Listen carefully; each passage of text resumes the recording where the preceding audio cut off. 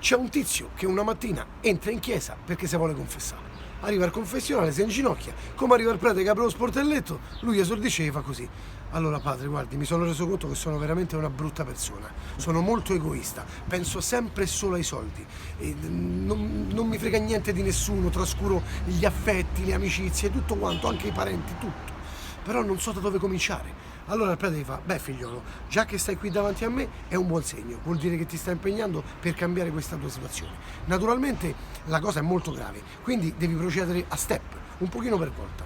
Adesso per esempio, non appena io ti lascio andare, come esci dalla chiesa, dai 20 euro alla prima persona che incontri. Iniziamo così, un po' alla volta.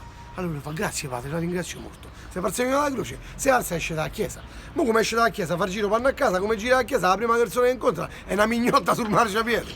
Questa la guarda, però pensa dentro di sé, oh, insomma, il prete mi ha detto la prima persona. Insomma, che fa? Tira fuori 20 euro, va da sta mignotta e gli fa, tenga signora, questi sono per lei. Questa è i miei 20 euro, gli fa, 20 euro. Ma dove vai con 20 euro? A morto di fame, con me ce ne vanno minimo 50. Allora quella gli fa, ma mi scusi, il prete ha detto che bastano 20. E che c'entra? Il prete viene tutti i giorni.